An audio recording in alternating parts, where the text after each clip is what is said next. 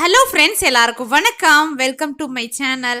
இன்னைக்கு நம்ம மல்லி வெரைட்டியில் 15ல் ஒன்றான ராமர் பானத்தை தான் பார்க்க போகிறோம். நம்ம கார்டனில் கிட்டத்தட்ட 15 மல்லி வெரைட்டிங்கள் இருக்கு இல்லையா, அதில் இந்த ராமர் பானம் கொஞ்சம் தனி ஸ்பெஷல்னே சொல்லலாங்க. ஏன்னா ரொம்ப வாசனை இருக்காது, செடிக்கு பக்கத்தில் போய் முகர்ந்து பார்த்தா மட்டும்தான் இருக்கும். ஒரு சில மல்லிலாம் பூக்குது இல்லையா, இருவாச்சியாக இருக்கும், ராமேஸ்வரம் மல்லி, ரோஜா மல்லிலாம் கார்டனில் ஒரு பூ பூத்தா கூட அப்படி வாசனை தூக்கும். நம்ம மொட்டை மாடிக்கு போகிறோம் அப்படின்னாலே வாசனையே நம்மளை கொண்டு போய் செடிக்கிட்ட விட்டுரும். ஆனால் இந்த ராமர் பானம் மல்லி மட்டும் கொஞ்சம் மல்லியோட ஸ்மெல் ரொம்ப கம்மியாக தான் இருக்கும். பூ பார்த்தீங்கன்னா ஒரு செடி வச்சுருந்தாலே 100 செடிக்கு சமம்னு சொல்லலாம். ஏன்னா ஒவ்வொரு கொத்துலேயும் அப்படியே 10க்கு மேலே தாங்க மொட்டு கொச்சேன்னு வச்சுருக்கோம். அவ்வளோ அழகாக இருக்கனால நெத்து நெத்தாக இருக்குது பார்த்தீங்களா. அது கொஞ்சம் டிஃப்ரெண்ட்டாக இருக்கிறதாலே இந்த மல்லி வளர்க்குறது எனக்கு ரொம்ப பிடிச்சிருக்கு. இதை பார்த்தீங்கன்னா நிறைய மல்லி பூக்கள் பூக்கிறதுக்கு என்ன கேர் பண்ணியிருந்தேன் உரம் அப்படின்றது இந்த வீடியோவில் பார்க்கலாம். இப்போ பார்க்குற மல்லிக்கு ஒரு 4லேருந்து 5 வயசு இந்த பானையிலே தாங்க இருக்குது. என்ன கூட நான் மாற்றி வைக்கலை.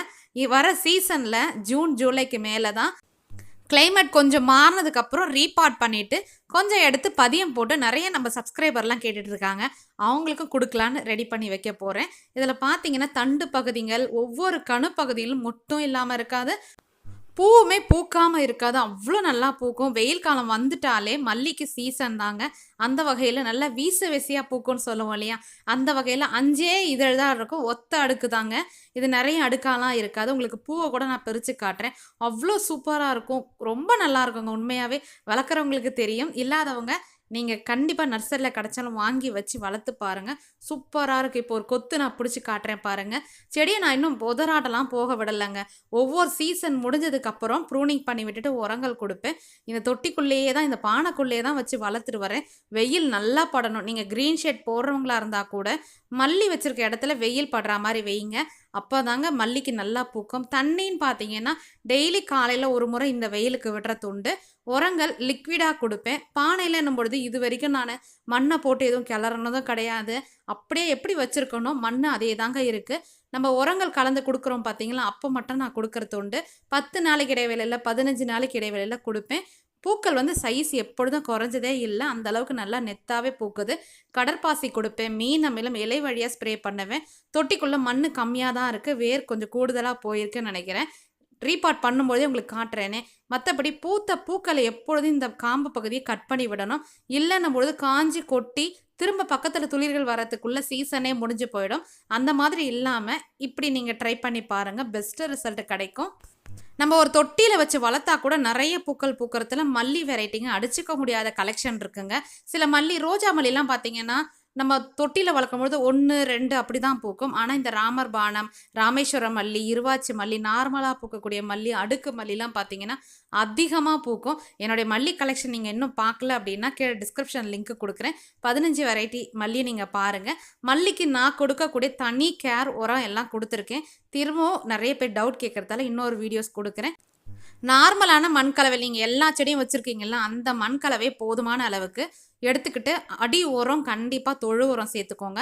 மல்லி செடியை பொறுத்த வரைக்கும் நீங்கள் சாணம் கரைச்சி எந்த அளவுக்கு கொடுக்குறீங்களோ அவ்வளோ சத்துக்கள் போகும், செடி நல்லா பூக்க ஆரம்பிக்கும். நான் எப்பொழுதுமே இந்த அமிர்த கரைசல் இல்லையா சாண கரைசல் இது மாதிரி கொடுக்குறது உண்டு. பஞ்சகாவியா கிடச்சா கூட தாராளமாக ட்ரை பண்ணுங்க. இலைங்களுக்கு மேலேயும் தெளிங்க, அதே மாதிரி மண் பகுதியிலையும் கொடுத்துட்டு வாங்க.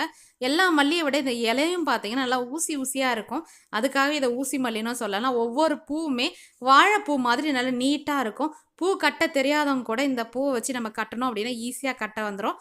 நம்ம தலையில் வைக்கும் பொழுது பார்த்திங்கன்னா நல்லா அடர்த்தியாக இருக்கும். ஏன்னா இதழ்கள் நல்லா பெருசாக இருக்கிறதால அந்த தண்டு பகுதிகள் நல்லா நீளமாக இருக்கிறதால பூக்கள் அடர்த்தியாக இருக்க மாதிரி தெரியும். கண்டிப்பாக கிடச்சா வாங்கி நீங்களும் வளர்த்து பாருங்கள். இந்த மல்லி செடியில் பூச்சி தாக்குதலும் ஒன்றும் பெருசாக வந்தது கிடையாதுங்க. அந்த ரெட் சிலந்தி இருக்கு இல்லையா, அது மட்டும் இருக்கும். அதை நம்ம தண்ணியால் ஸ்ப்ரே பண்ணி விட்டுடலாம். இன்னொன்று குட்டி குட்டியாக அந்த கண்ணாடி பூச்சி மாதிரி ஒன்று இருக்கும், உங்களுக்கு நான் தனியாகவே ஒரு வீடியோவில் காட்டுறேன். அது இருக்கும்பொழுது மட்டும் இலைகள் நல்லா வெளுத்து போகிற மாதிரி இருக்கும். அப்போ நம்ம கண்டுபிடிச்சிடலாம் செடிக்கு பிரச்சனை இருக்குது அப்படின்ட்டு. அப்போ நீங்கள் சீசனை பார்த்து ப்ரூனிங் பண்ணி கூட விடலாம்.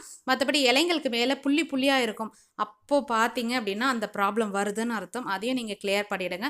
மற்றபடி நல்ல வெயில் படுற இடமா இருக்கணும், தண்ணி பார்த்து விடுங்க, ஓவர் வாட்டரிங் பண்ணவே பண்ணாதீங்க. இந்த மாதிரி ரீபாட் பண்ண முடியாத தொட்டிங்களை நம்ம வைக்கிறோம் அப்படின்னா ஒரு வருஷத்துக்கு ஒரு முறையோ இல்லை 6 மாதத்துக்கு ஒரு முறை சூடோமோனஸ், ட்ரைகோடர்மா விரிடி ஏதாவது ஒரு 2 ஸ்பூன் கலந்து மண் பகுதியில் கொடுத்துட்டு வாங்க. வேர்ப்புழு தாக்குதல்லாம் வராமல் இருக்கிறதுக்காக. இப்போ உங்களுக்கு நான் பூ பறித்து காட்டுறேன் பாருங்கள். இப்படி தாங்க இருக்கும். சூப்பராகவே இருக்கும். அப்போ இன்னைக்கு இந்த வீடியோ பதிவில் ராமர் பான மல்லியை பற்றி கண்டிப்பாக தெரிஞ்சிருப்பீங்கன்னு நினைக்கிறேன். இன்னொரு இன்ட்ரெஸ்டிங்கான வீடியோவில் நான் உங்களை மீட் பண்ணுறேன். Thank you, bye bye, have a pleasant day.